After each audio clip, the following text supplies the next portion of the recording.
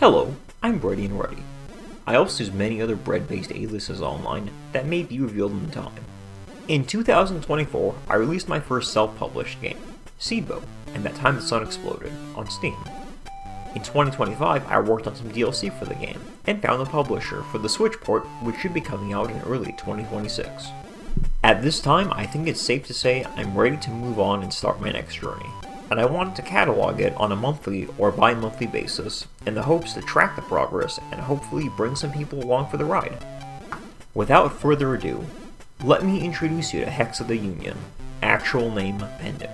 What I seek to ultimately make is a game where the world itself is a dungeon, a world where the players can ultimately enjoy their time with the NPCs and have discussions where they'll respond based on the traits and stats the player has.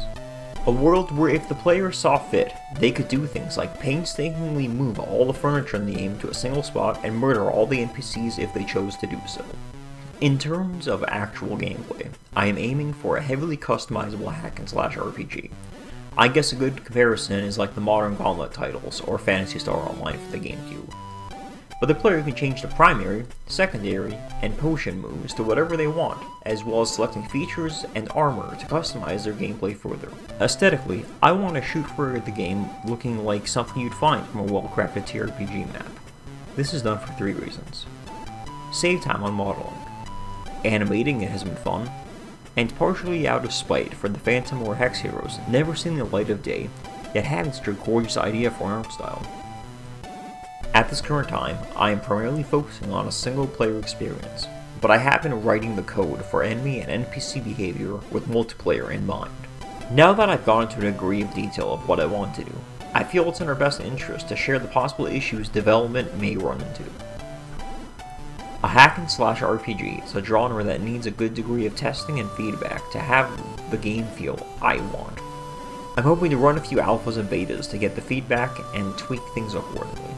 I work a full-time job and fund this project entirely out of my own pocket. With how indie development can be, I prefer to keep a full-time job and I don't feel comfortable asking people for money at this time. What I'm trying to express is that there may be points in development where things slow down for a bit, and points where things get completed in rapid succession. Most of what I've been showing now was actually made when I was off for 2 weeks due to a surgery I had. Ambition. This project is a major leap from my previous one, but one I've been thinking about since I had a critically high fever in 2022. This is mostly a solo operation for world design, coding, modeling, sound effects, and animation. But I do pay musicians for the music, someone for the UI, some voice actors, and I'm going to be helped by 2 accomplished writers with backgrounds in similar settings. With that being said, I welcome you to this journey, and I can't wait to update you in the future. If you have any questions, concerns, or feedback with this project, please let me know in the comments and I'll do my best to reply.